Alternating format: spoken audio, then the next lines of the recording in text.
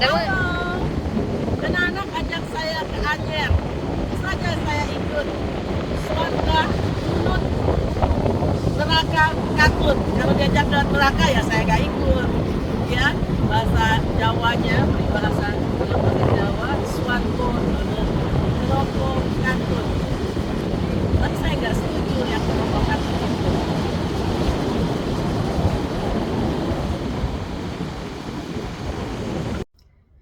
Ungkapan Swargo Nunut, Neroko Katut ternyata ada lagunya. Saya baru temukan di Google. Selain itu, ada artikel yang menceritakan mengenai ungkapan ini biasa dipakai di zaman dahulu kala di Indonesia mengenai para istri wanita-wanita yang menjadi istri serdadu Belanda atau juga para selir raja di zaman dulu, di mana mereka memilih untuk diam. Mereka tidak punya kemampuan ekonomi, tidak punya kekuatan untuk menyatakan pendapat, apalagi tidak setuju. Jadi mereka memilih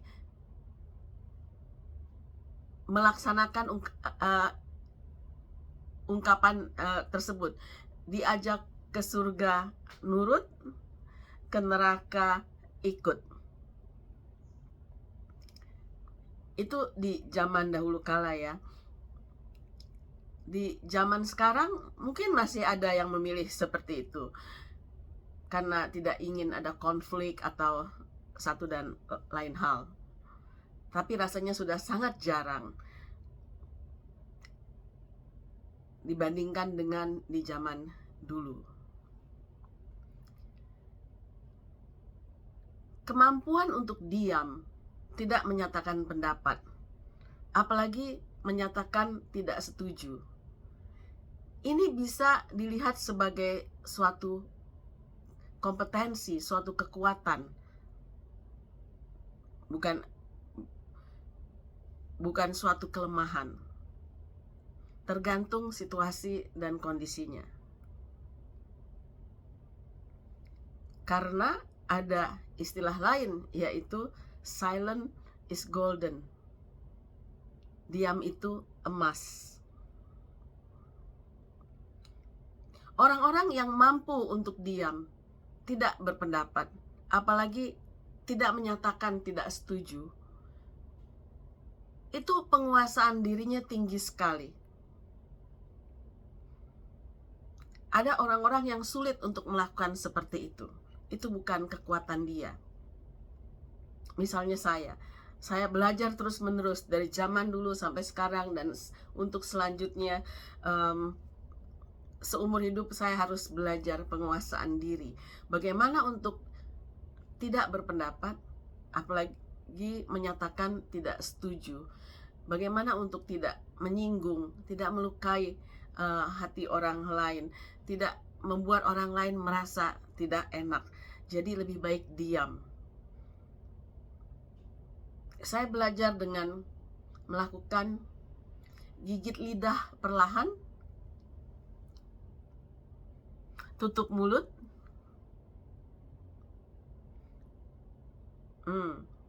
Oke. Lalu menurut kamu bagaimana solusinya? Dan bertanya. Dengan saya bertanya, orang itu akan berpendapat lebih banyak. Saya mendengarkan. Sering dalam hati saya ingin berpendapat dan saya ingin bilang kalau saya tidak setuju dan seterusnya.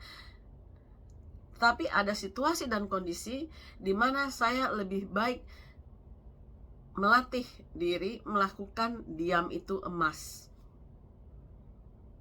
Kadang saya tidak berhasil, tetap aja saya akhirnya berpendapat juga, tetap aja akhirnya saya bilang saya nggak setuju juga, dan sebagainya seperti itu. Jadi tergantung situasi dan kondisinya.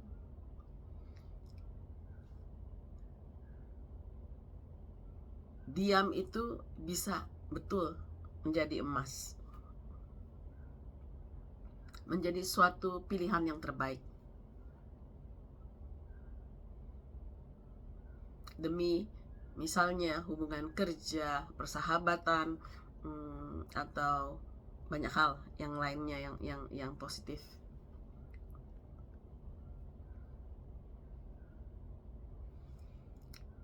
Saya juga teringat, saya nonton acara televisi di mana ada 2 selebriti terkenal yang saya nonton. Salah satunya waktu itu adalah dua aktor, Will Smith dan satu lagi Martin Lawrence. Mereka diberikan satu kalimat yang mereka boleh tekan tombol agree, setuju, atau disagree, tidak setuju, dan mereka perlu menyatakan pendapat kenapa. Kalimatnya adalah, kita harus kasih tahu seseorang kalau hawa dari mulutnya bau. Jadi kalau kita lagi ngobrol baru mulai bicara dengan seseorang dan kita merasa aduh baunya nggak enak sekali ya. 2 aktor ini setuju dan mereka diskusikan, tapi bagaimana ya caranya? Cara yang lemah lembutkah? Cara yang bijaksanakah? Dan Will Smith bilang mungkin dia akan coba makan permen mint dulu ya sendiri. Lalu dia tanya, kamu mau nggak ini? Dan kalau orang itu bilang, oh enggak terima kasih, baru dia akan bilang, ini saran loh. Lalu videonya stop sampai situ ya. Tapi saya memikirkan apakah itu mungkin bisa dilakukan.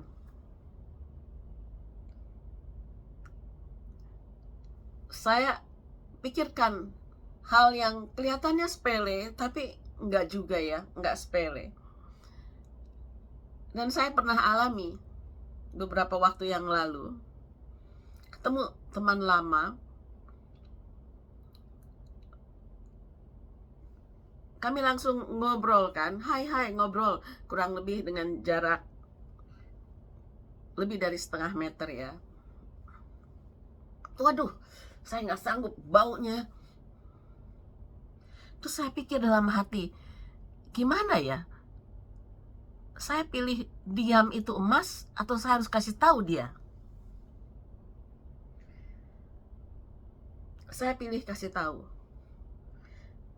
Saya bilang, maaf, sorry banget.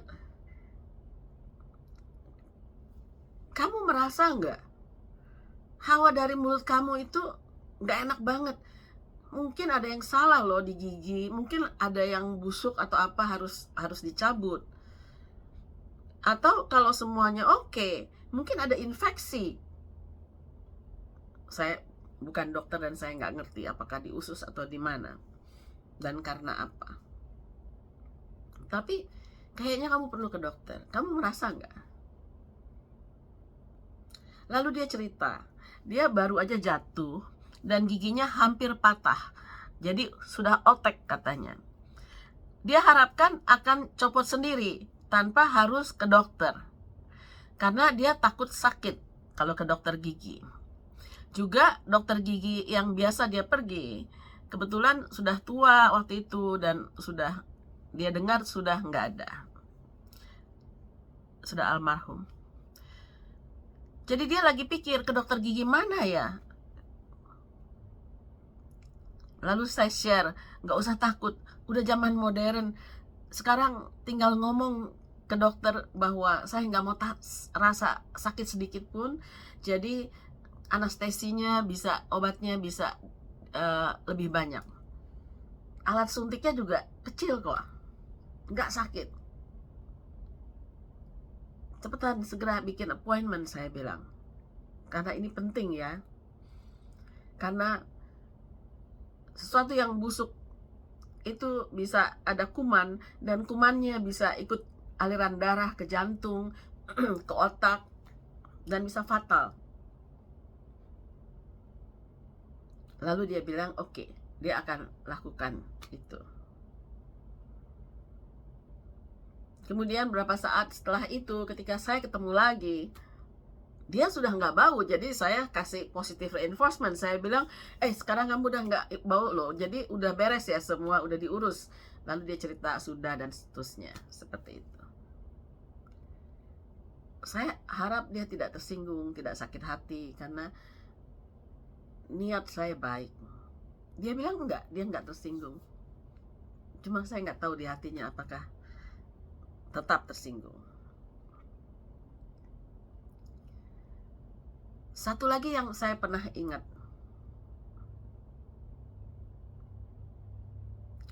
saya naik go-kart. Supirnya mungkin habis istirahat di luar, apakah minum kopi di bawah terik matahari, dan kebetulan udaranya panas sekali. Jadi baju kaosnya itu agak basah dan baunya udah sangat tidak nyaman ya, di mobil yang kebetulan kecil. Saya di belakang. Ada AC di tengah yang kalau AC-nya nyembur dan tangan pengemudi sedang pegang stang, maka udara AC itu akan membawa bau yang gak sedap itu ke belakang. Jadi saya mikir, di posisi mana ya saya yang lebih aman dari bom hawa AC itu? Saya mepet lebih ke kiri, ke dekat pintu, masih kena. Saya coba pindah ke kanan, pinggir kanan di belakang dia, masih kena. Kebetulan saya sering bawa sapu tangan, jadi untungnya ada. Saya bawa sapu tangan di tas, dan lalu saya bekat mulut saya. Saya lihat berapa menit lagi saya harus mengalami ini. Setelah beberapa saat saya bilang, "Pak, maaf saya buka jendela sebentar ya untuk ganti hawa." Saya buka sedikit. Dia hanya bilang, "Iya Bu."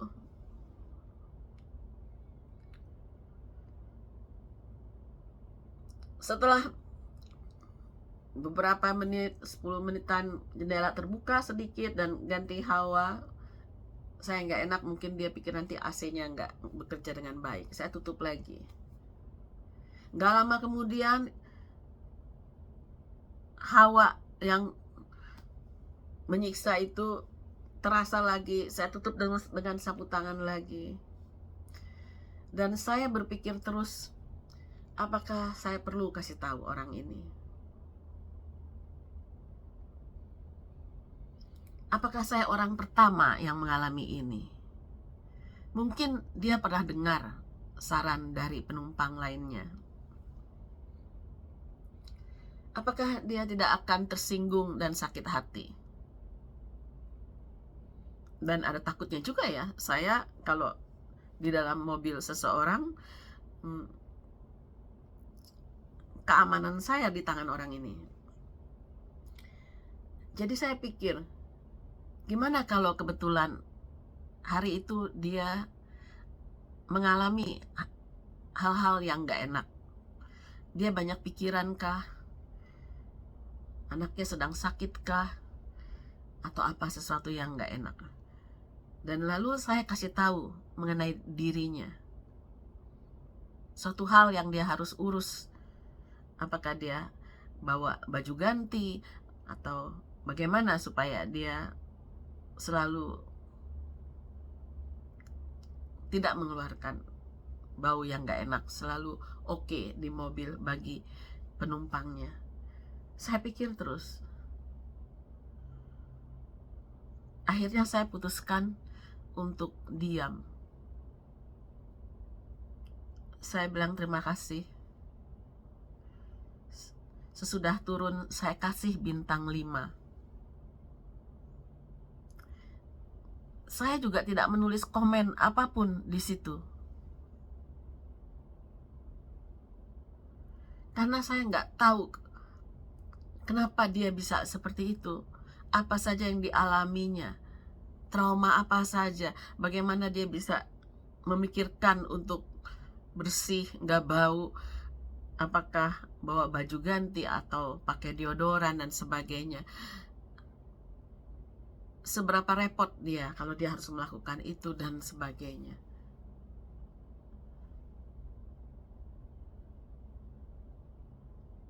Sampai saat ini saya nggak yakin apakah itu hal yang benar. Kalau saya sampaikan dengan lemah lembut, dengan pembukaan bahwa tujuan saya baik, mungkin sebetulnya bisa saya sampaikan.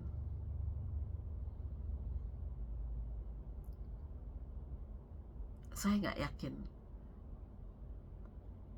Yang mana pilihan yang lebih tepat untuk situasi dan kondisi saat itu? Ya, begitulah. Kita ngobrol mengenai peribahasa, ungkapan swarga nunut neraka katut dalam bahasa Jawa, atau swargo nunut neroko katut, dan kita kaitkan dengan diam itu emas.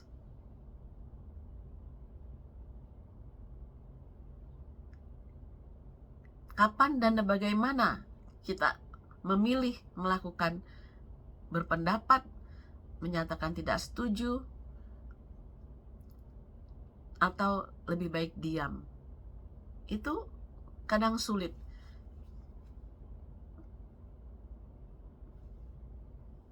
Hari ini itu dulu, nanti saya akan sharing hal-hal lainnya. Terima kasih.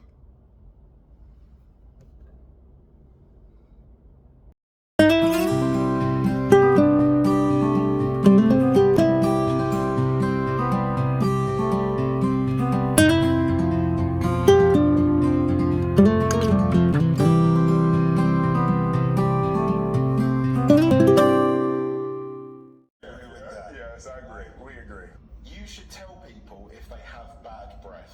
So if you could tell them in a kind way Should that your breath is a little tart. Yeah, it's like, or because sometimes if you say, I'm going to say I agree. I agree. I would say I agree. So we agree, and but there's a couple caveats here.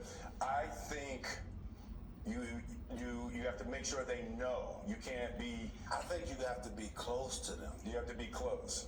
You have to know them. But then you put yourself in the stank zone. You don't want to be in the stank zone. What I like to do is I offer a mint. I eat one myself. When somebody's breath stinks, Yeah. I put a mint in my mouth and be like, Do you want one? yeah, you want one? They say, no, I'm good. And I'll be like, it wasn't an offer.